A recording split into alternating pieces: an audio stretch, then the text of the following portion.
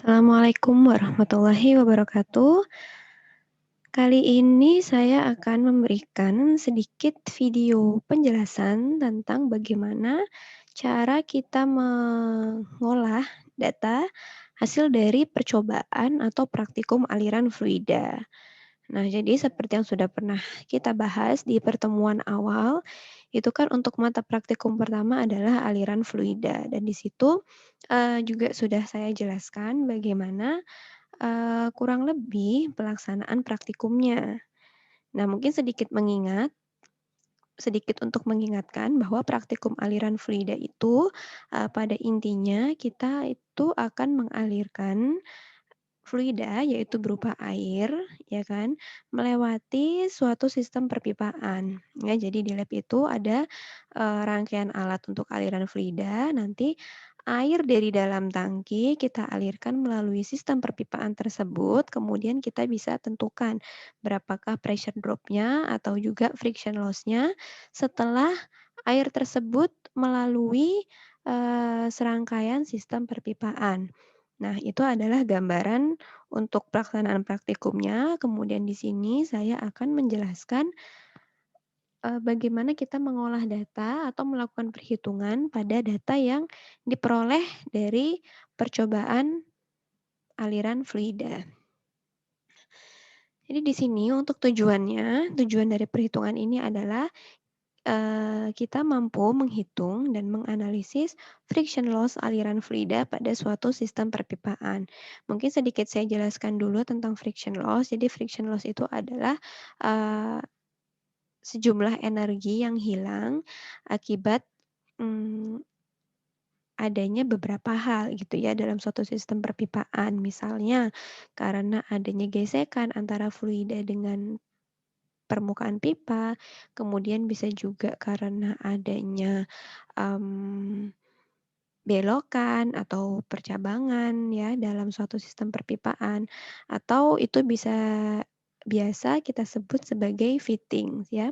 Kemudian bisa juga karena adanya valve atau karena perubahan diameter pipa ya. Jadi kalau misalnya suatu fluida itu mengalir di dalam pipa, tapi pipanya tersebut memiliki 2 diameter yang berbeda, kan pasti itu ada perbedaan ukuran. Jadi ketika fluida tersebut melalui pipa, maka itu bisa juga terdapat energi yang hilang atau terjadi friction loss ya. Jadi itu adalah sedikit atau sekilas tentang pengertian dari friction loss.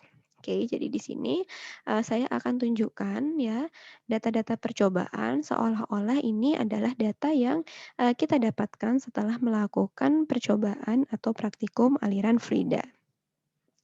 Untuk data percobaan yang pertama, ini ada suhu air. Jadi untuk suhu air ini kita bisa ukur dengan menggunakan termometer. Nah, di sini saya berikan contoh suhu airnya adalah 27 derajat Celcius. Kemudian untuk densitas air dan viskositas air, ini datanya saya beri warna merah karena ini uh, kita tentukan ya, berdasarkan dari suhu air yang kita ukur. Jadi nanti ini kalau misalnya suhu air yang berbeda-beda, maka densitas dan viskositasnya juga akan berbeda. Nah, untuk menentukan dua nilai ini nanti akan saya tunjukkan dari tabel properties atau sifat-sifat air ya. Kemudian untuk data percobaan yang berikutnya itu adalah spesifikasi dari pipa. Jadi untuk pipa tersebut, untuk pipa yang dilalui atau dialiri oleh fluida, ya, itu bahannya adalah stainless steel dengan panjangnya adalah 152 cm, diameter dalamnya 1,58 cm. Nah, untuk luas penampangan nanti ini kita hitung ya. Nah, jadi untuk pipa di sini kan ada panjang pipa 152 cm. Itu artinya adalah panjang pipa yang dilalui atau dialiri oleh air ya. Ini adalah untuk spesifikasi pipanya. Kemudian berikutnya, nah tadi mungkin di awal juga saya sebutkan istilah fitting ya. Jadi fitting itu macam-macam. Bisa berupa belokan, bisa berupa percabangan, atau misalnya ada percabangan 3 atau percabangan 2 gitu ya. Jadi itu banyak macamnya. Nah di sini, mmm, saya berikan contoh fitting-nya itu hanya elbow. Nah jadi di sini bisa kalian bayangkan air yang melalui suatu sistem perpipaan ini melewati pipa yang panjangnya 152 sentimeter, kemudian juga fitting yang dilalui itu hanyalah elbow. Nah, elbow ini apa? Elbow ini adalah belokan pipa. Jadi kalau misalnya kalian pernah lihat atau kalian pernah tahu, di suatu sistem perpipaan itu, pastikan ada pipa yang belok, karena kan pipa itu tidak hanya lurus ya. Karena suatu sistem perpipaan itu biasanya kompleks, jadi pasti ada yang namanya belokan atau misalnya ada percabangan, baik itu percabangan 2, 3, dan sebagainya ya. Jadi untuk contoh di sini saya berikan contoh fittingnya itu hanya ada belokan ya. Jadi dalam sistem perpipaan yang dilalui itu hanya ada belokan atau elbow yang jumlahnya 5. Nah, elbow di sini sudutnya itu adalah 90 derajat ya. Jadi sudutnya siku-siku, belokannya siku-siku. Ini jumlah elbow-nya ada 5. Kemudian ada lagi valve.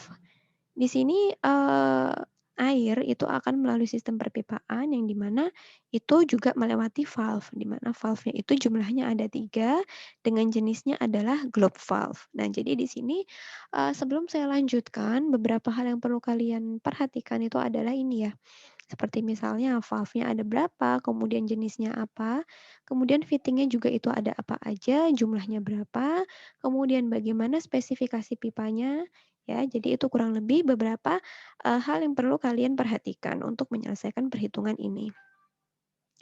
Kemudian di sini ada lagi data pengamatan untuk debit aliran air. Nah, jadi, ketika kita mengalirkan air melalui rangkaian alat aliran fluida, nah itu kita nanti bisa menentukan debitnya ya. Jadi nanti di sini kita gunakan, stopwatch. Jadi misalnya di sini setiap 30 detik kita tampung airnya ya, kita tampung airnya, diukur berapa volumenya. Nah, itu adalah cara untuk mengukur debit aliran air. Kemudian di sini yang saya gunakan tuh ada 2 variasi. Yang pertama adalah half open atau, valve-nya itu terbuka setengah dan juga ada fully open atau, ini maksudnya adalah terbuka penuh ya. Nah, jadi maksudnya di sini untuk half open dan fully open, di sini kan tadi jumlah valve-nya ada 3 nih. Jadi ketiga valve tersebut untuk variasi pertama ini kita buka setengah, kemudian untuk variasi yang kedua, ketiga-tiga valve-nya ini kita buka secara penuh ya. Jadi terbuka penuh atau fully open. Nah, di sini, dari hasil pengukuran debit, ternyata diperoleh setiap untuk waktu 30 second atau 30 detik, untuk yang kerannya terbuka setengah, diperoleh volume airnya 720 mililiter. Sementara untuk yang, valve-nya terbuka penuh, diperoleh volume airnya 975 mililiter. Nah, jadi ini adalah data gambaran data yang bisa kita peroleh ketika kita melakukan percobaan atau praktikum aliran fluida. Nah, dari data-data ini nanti kita akan menentukan berapa besarnya friction loss, eee, yang dihasilkan dari air yang melewati sistem perpipaan ini, gitu ya. Nah, berikutnya saya akan mulai masuk pada penjelasan untuk perhitungannya. Ya. Jadi untuk yang pertama, kita akan menentukan terlebih dahulu densitas dan viskositas air. Ya, tadi sudah saya katakan bahwa untuk menentukan densitas dan viskositas air ini tergantung dari suhu air yang kita ukur. Tadi kan suhu airnya itu adalah 27 derajat Celcius. Nah, di sini ada tabel properties untuk air ya. Di sini kalau kalian perhatikan di kolom paling kiri ini ada suhu airnya dari suhu 0 sampai 100 derajat Celcius. Kemudian di baris pertama ini ada macam-macam properties atau sifat air ya. Di sini ada densitas, kemudian ada viskositas atau dynamic viscosity yang biasa kita gunakan ya, yang dilambangkan dengan mu. Kemudian ada juga kinematic viscosity, surface tension atau tegangan permukaan, tekanan uap, modulus elastisitas dan sebagainya. Jadi ini adalah data properties untuk air. Tadi karena kita ketahui suhu airnya itu adalah pada 27 derajat Celcius, maka kita bisa tentukan densitas dan viskositasnya dari tabel ini. Ya, di sini kan kebetulan memang tidak ada data 27 derajat Celcius, adanya 25 dan 30. Berarti itu suhu 27 kan berada di antara dua data ini kan, 25 dan 30. Nah, oleh karena itu, untuk bisa mendapatkan data densitas dan viskositasnya, kita bisa lakukan dengan cara interpolasi data. Nah, saya harap ini mahasiswa sudah mengetahui bagaimana cara kita melakukan interpolasi data untuk memperoleh data yang kita inginkan ya. Jadi dari tabel ini, nanti dari data densitas di kolom ketiga ini ya, dari sini, kemudian untuk viskositasnya di kolom keempat. Kita gunakan yang dynamic viscosity atau yang lambangnya mu ya. Jadi nanti dilakukan interpolasi, diperoleh hasilnya ini tadi.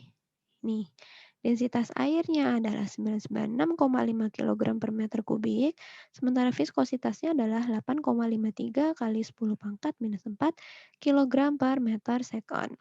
Oke. Kemudian untuk langkah berikutnya kita akan menghitung luas penampang pipa ya. Tadi untuk spesifikasi pipanya sudah diketahui. Diameter pipanya itu adalah 1,58 cm atau kalau misalnya kita konversi menjadi meter itu menjadi 0,0158 meter ya. Nah, untuk menghitung luas penampang pipa ini kita sudah tahu rumusnya adalah pi per 4 D kuadrat. Jadi tinggal kita hitung pi per 4 dikali 0,0158 meter kuadrat. Hasilnya adalah 1,96 kali 10 pangkat minus 4 meter kuadrat. Nah, ini adalah luas penampang pipanya. Ya, kemudian untuk step yang ketiga atau langkah yang ketiga, kita akan menghitung debit alirannya ya. Untuk menghitung debit aliran air, itu kita bisa menghitungnya dengan menggunakan persamaan ini. Q sama dengan volume per waktu alir. Nah, perhitungan ini kita gunakan data yang ada di dalam tabel tadi. Nah, ini ya. Di sini kan ada volumenya, kemudian ada waktu alirnya, ya. Untuk yang data percobaan nomor 1, volumenya 720 ml, waktu alirnya adalah 30 second. Nah, di sini saya berikan contoh perhitungan untuk data nomor 1 ya. Untuk data nomor 1, tadi volumenya adalah 720 ml dan waktu alirnya adalah 30 second. Kita dapatkan 24 ml per second. Nah, di sini saya mau konversikan menjadi satuan meter kubik per second menjadi 2,4 kali 10 pangkat minus 5 meter kubik per second. Ya. Kemudian untuk langkah yang keempat, kita sekarang akan menghitung kecepatan aliran air atau yang dilambangkan dengan V. Nah, untuk menghitung V atau kecepatan aliran air ini, kita bisa dapatkan dengan membagi debit air dengan luas penampang pipa. Ya, tadi di sini Q sudah kita dapatkan dari step yang ketiga. Nah, untuk nilai A kita dapatkan dari step kedua ini ya. Jadi untuk menghitung V itu sama dengan Q per A, tinggal kita masukkan angkanya. Di sini ada 2,4 kali 10 pangkat minus 5 meter kubik per second, dibagi dengan A-nya, ini tadi 1,96 kali 10 pangkat minus 4 meter kuadrat. Ya, sama dengan 0,122 meter per second. Kemudian untuk tahapan berikutnya, yaitu langkah yang kelima, kita harus menghitung bilangan Reynolds untuk menentukan jenis alirannya. Ya. Jadi di sini kita sudah ketahui bahwa bilangan Reynolds itu bisa dihitung dengan cara mengalihkan densitas dengan kecepatan dengan diameternya dibagi dengan viskositas fluidanya ya. Jadi Reynolds sama dengan rho VD per mu ya. Untuk rho-nya tadi kita sudah ketahui nilainya ya dari tabel 96,5 kg per meter kubik. Kemudian untuk V-nya kecepatan alirnya ini tadi sudah kita hitung dari step yang keempat. Kemudian untuk diameternya ini sudah diketahui di data awal ya. Dan kemudian untuk mu-nya juga kita sudah ketahui dari tabel tadi. Oke. Setelah kita kalikan, kita hitung semuanya diperoleh nilai atau bilangan Reynolds-nya itu adalah 2252. Nah, di sini nilai 2252 ini kan lebih besar dari 2100, maka kita bisa katakan bahwa alirannya adalah turbulen. Nah, kalau misalnya ketika kalian menghitung bilangan Reynolds-nya ternyata, di bawah 2100, maka itu alirannya adalah laminer ya. Jadi karena ini di atas 2100, maka kita, eee, bisa kita katakan bahwa alirannya adalah turbulen. Nah, jadi di sini juga penting untuk kita menentukan jenis alirannya karena akan mempengaruhi, perhitungan pada step-step yang berikutnya. Nah, setelah kita mengetahui jenis alirannya, tadi ini turbulen, kita sekarang akan menentukan faktor friksinya. Tadi di awal sudah saya katakan bahwa friction loss itu atau energi-energi yang hilang itu bisa terjadi karena, yang pertama karena adanya gesekan antara fluida dengan pipa. Jadi kalau misalnya kita bayangkan, misalnya ada air yang mengalir di dalam pipa, itu kan pasti, eee, ada gesekan ya antara air dengan pipa. Nah, itu bisa menyebabkan, kehilangan energi akibat gesekan tersebut. Nah, jadi di sini saya akan menjelaskan bagaimana kita menentukan faktor friksi. Faktor friksi atau yang dilambangkan dengan F ini akan, kita gunakan nanti untuk menentukan friction loss akibat adanya friksi atau akibat adanya gesekan antara fluida dengan permukaan pipa, ya. Nah, untuk menentukan faktor friksi ini, di sini kita perhatikan, untuk aliran laminer dan aliran turbulen itu caranya berbeda. Nah, untuk aliran yang laminer itu kita bisa gunakan rumus ini, F atau faktor friksi itu sama dengan 16 per bilangan Reynolds-nya. Sementara untuk aliran yang turbulen ini sedikit lebih rumit, ini kita bisa gunakan, grafik berikut ini, ya. Jadi, eee, saya akan menjelaskan nih bagaimana cara membaca grafik berikut. Pertama, kalian perlu perhatikan bahwa di, sumbu X ini ada bilangan Reynolds-nya ya. Kemudian di sini ada fanning friction factor atau faktor friksi yang dilambangkan dengan F ya. Kemudian di sini yang garis diagonal ini, garis lurus diagonal ini menunjukkan, aliran laminer. Kemudian di sebelah kanan ini ada garis-garis juga yang melintang. Ini untuk aliran turbulen ya, di mana nanti kita, menentukan nilai F-nya itu berdasarkan pada faktor kekasaran pipa atau relative roughness ya. Jadi di sini ada angka yang menunjukkan relative roughness atau kekasaran relatif dari pipa. Nah, nilai ini, nanti diperoleh dengan kita menghitung epsilon per D, oke. Kemudian di bagian atas di sini, ada beberapa material untuk pipa. Di sini ada commercial steel misalnya, kemudian ada cast iron, kemudian ada juga konkrit dan sebagainya ya.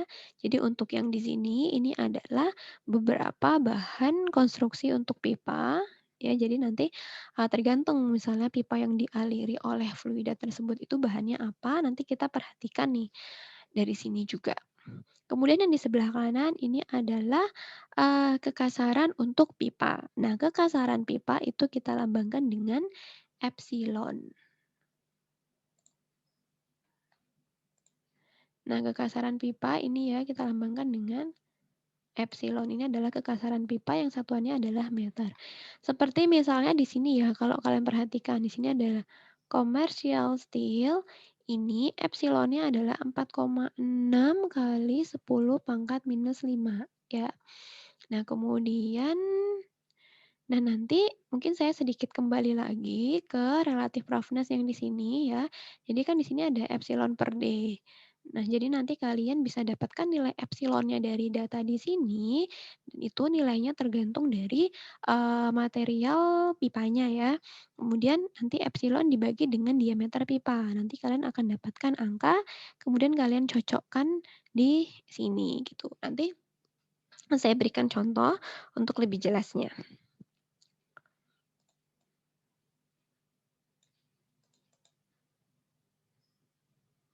Nah, tadi kan, kita sudah menghitung bilangan Reynolds-nya, kemudian ternyata kita dapatkan bahwa bilangan Reynolds-nya itu lebih dari 2100. Maka dari itu, kita bisa katakan bahwa alirannya adalah turbulen. Nah, sekarang karena kita sudah tahu bahwa alirannya turbulen, maka, kita menentukan faktor friksinya dengan menggunakan, grafik di sini ya. Pertama tadi diketahui spesifikasi pipanya bahannya adalah, stainless steel ya, itu adalah commercial steel. Diketahui bahwa kekasarannya itu adalah 4,6 kali 10 pangkat minus 5 meter gitu kan. Karena di sini tadi untuk commercial steel epsilonnya adalah 4,6 kali 10 pangkat minus 5. Nah, kemudian tahapan berikutnya kita menghitung epsilon dibagi dengan diameter pipanya ya. Tadi epsilonnya adalah ini 4,6 kali 10 pangkat 5 meter, sementara diameter pipa yang kita punya adalah 0,0158 meter. Hasilnya adalah 2,91 kali 10 pangkat minus 3. Atau ini sama dengan berapa nih? 0,00291 ya. Berarti kita dapatkan epsilon per D-nya itu adalah 0,00291. Sekarang saya akan tunjukkan cara pembacaan grafiknya. Di sini data yang penting adalah ini, bilangan Reynolds-nya 2252 atau berarti ini sekitar 2 kali 10 pangkat 3 ya. Di sini kan ada 10 pangkat 3, di sini ada 2. Kalau misalnya 2200 mungkin kita bisa geser sedikit. Ya, katakanlah di sini gitu kan. Kemudian tadi kita dapat relative roughness-nya epsilon per D itu ini. Ini kan 2,91 kali 10 pangkat minus 3 atau 0,00291.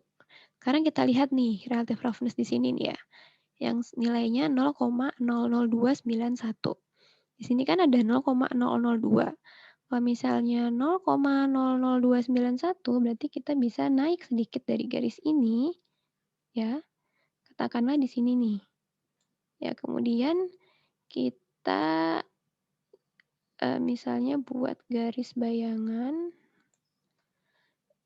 Maaf ini seharusnya lurus. Pokoknya dari sini tadi kita bikin garis bayangan ya. 00291 misalnya di sini ya, kita tarik, kita ikutin lengkungannya di sini. Nah, misalnya sampai sini ya. Sampai sini tadi kan. Tadi 2252 tuh sekitar di sini misalnya ya tadi kan. Saya beri titik dulu. Nah, setelah itu kita tarik garis. Ke sini. Kita tarik garis lurus ke atas, kemudian kita baca berapa faktor friksinya ya. Nah, katakanlah di sini berarti kita dapat nih di sini ya nilai faktor friksinya berarti ini kurang lebih adalah 0,013 gitu ya. Nah, kemudian sebelum saya lanjutkan, saya mau sedikit memberitahu bahwa di sini kan ada 0,01. Nah, untuk angka 2 di sini, ini maksudnya adalah 0,02 ya.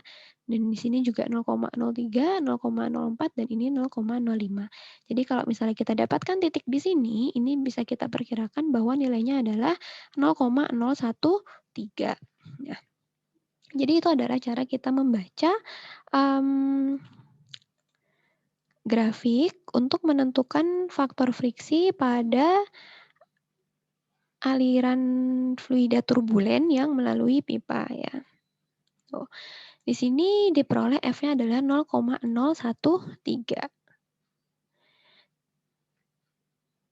Nah, itu tadi kan faktor friksinya ya. Sekarang kita masuk ke dalam persamaan untuk menentukan friction loss akibat gesekan atau kita biasa lambangkan dengan FF. Nah, jadi untuk persamaannya ini adalah persamaannya untuk menentukan friction loss akibat adanya gesekan antara fluida dengan permukaan pipa ya. Dan perlu perhatikan juga bahwa persamaan ini hanya berlaku untuk persamaan dengan satuan internasional atau SI. Jadi ketika kita gunakan, satuannya British atau English gitu, nanti persamaannya, bukan seperti ini, nanti ada sedikit perbedaan pada persamaannya.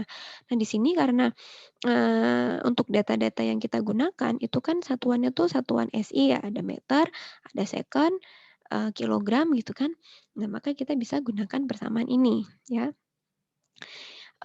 Dari persamaan ini kita bisa tinggal masukkan 4 dikali F, F ini tadi yang udah kita dapat dari sini ya, 0,013 dikali, delta L di sini tuh adalah panjang pipanya ya, panjang pipanya tadi adalah 1,52 meter, kemudian di sini adalah diameter pipa dikalikan dengan kecepatan aliran air ya, kuadrat, 0,122 kuadrat dibagi dengan 2.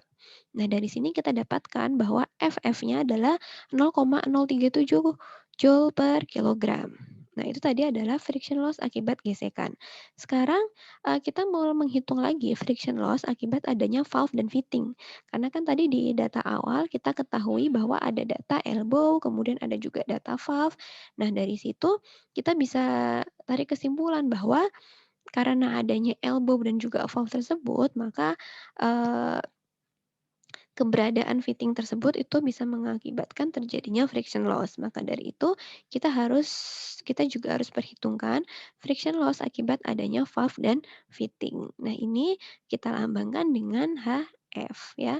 Untuk persamaannya adalah seperti berikut ini, HF sama dengan KF kali V1 kuadrat per 2, di mana V1 ini tuh sebenarnya adalah, kecepatan fluida yang memasuki atau di titik masuknya si valve atau fitting tersebut ya.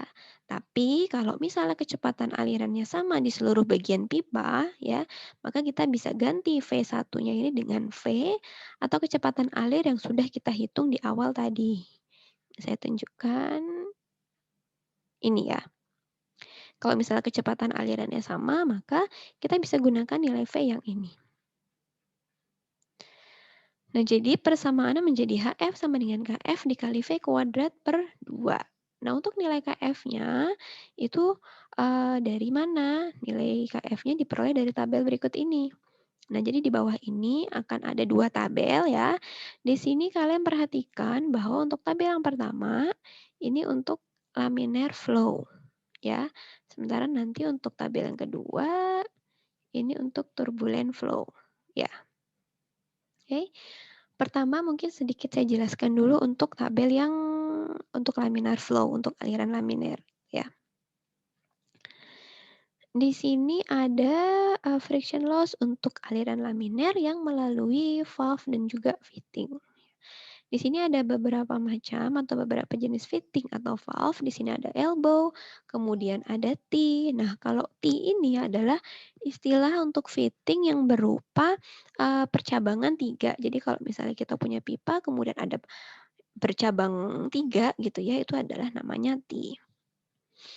Percabangan itu adalah namanya T. Kemudian di sini ada valve, jenis globe valve dan juga ada check valve. Nah, kemudian di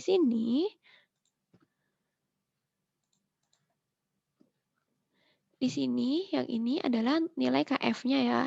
Di sini adalah nilai KF-nya. Nah, kemudian yang ini adalah bilangan Reynolds-nya. Ya, jadi kalau misalnya nanti kalian punya bilangan Reynolds-nya misalnya 100 gitu kan.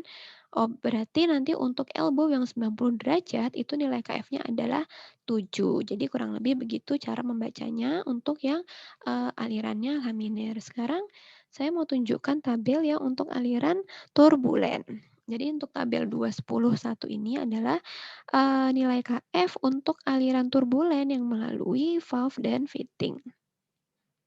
Nah, di sini ada beberapa jenis fitting atau valve ya. Di sini kalian bisa lihat jenis-jenis fittingnya atau jenis-jenis valve-nya. Kemudian dan di sini adalah nilai KF-nya. Ya, di sini adalah nilai KF yang digunakan untuk persamaan ini tadi, ya.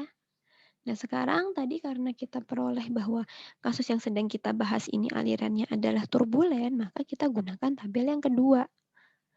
Nah, di sini tadi mungkin saya mundur lagi ya, saya mau menunjukkan lagi berapa banyak elbow dan juga valve yang terdapat dalam sistem perpipaan yang sedang kita bahas. Di sini tadi jumlah elbow-nya ada 5. Nah, elbow-nya di sini itu yang 90 derajat ya. Kemudian untuk valve-nya ada 3, di mana ketiganya itu adalah globe valve.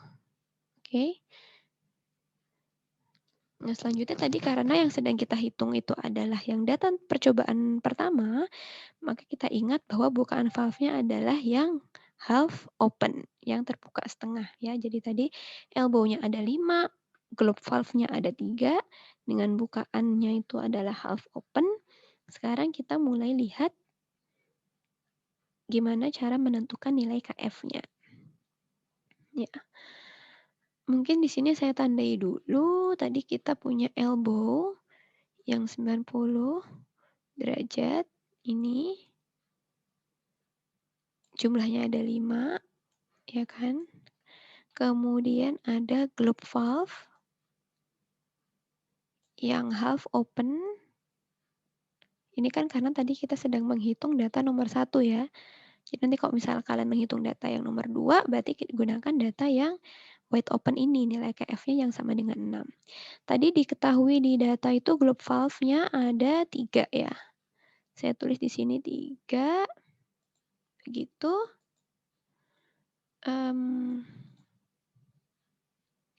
Kemudian,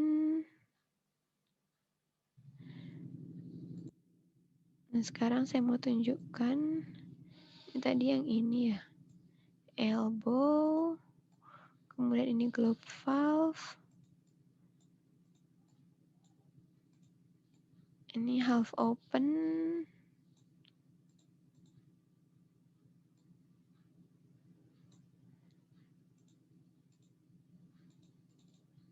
ini yang jumlahnya 5 tadi ya, 5, ini jumlahnya 3. Nah, sekarang saya mau tunjukkan perhitungannya untuk suatu sistem perpipaan dengan 5 elbow dan juga 3 globe valve yang terbuka setengah ya. Tadi ini HF sama dengan KF. Ini adalah KF-nya ya. Ini adalah KF-nya. Coba diperhatikan bahwa di sini ada 5 elbow. Berarti 5 dikali 0,75 ini ya. Ditambah 3 globe valve yang half open. 3 kali 9,5 di sini ya. Jadi di sini jelas bahwa ada 5 elbow itu 5 kali 0,75 ditambah 3 globe valve yang terbuka setengah. Berarti 3 kali 9,5 ini ya. Dan mudah-mudahan cukup jelas. Kemudian tadi persamaannya ini dikali dengan apa tadi? V kuadrat per 2 ya. Dikalikan dengan V kuadrat per 2. V-nya tadi 0,122 dikuadratkan dibagi 2. Hasilnya adalah 0,24 Joule per kilogram. Nah, jadi itu adalah caranya kita menghitung friction loss akibat adanya fitting dan juga valve. Mudah-mudahan sampai sini bisa cukup dipahami. Kemudian kita lanjutkan. Sekarang menghitung total friction loss-nya. Tadi kan kita sudah hitung nilai FF, ya kan? FF itu adalah friction loss akibat adanya gesekan antara fluida dengan pipa. Kemudian kita juga udah hitung HF. Nah, HF ini adalah friction loss atau energi yang hilang akibat adanya valve dan juga fitting. Kita sudah hitung 2 friction loss ini, sekarang kita mau hitung totalnya. Untuk menghitung total friction loss-nya, kita bisa jumlahkan sigma F sama dengan FF ditambah HF. Tadi nilai FF-nya adalah 0,037, sementara HF-nya adalah 0,24. maka kita dapatkan total friction loss-nya adalah 0,277 joule per kilogram. Nah, jadi 0,277 joule per kilogram ini adalah jumlah energi yang hilang akibat adanya gesekan dan juga adanya fitting beserta valve di dalam suatu sistem perpipaan. Nah, jadi maksudnya ini adalah yang ingin kita hitung dari data-data yang diperoleh dari percobaan aliran fluida. Jadi ini adalah total friction loss-nya.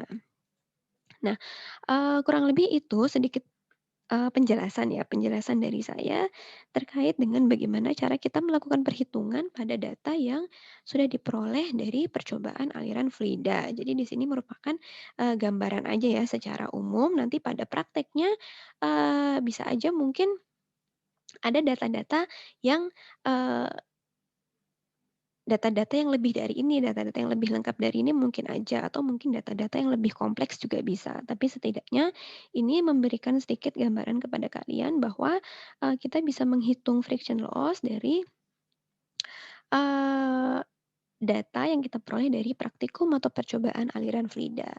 Nah, untuk itu sampai sini saja video dari saya. Mudah-mudahan apa yang saya sampaikan bisa dipahami, bisa diterima dengan baik. Kurang lebihnya mohon dimaafkan. Wassalamualaikum warahmatullahi wabarakatuh.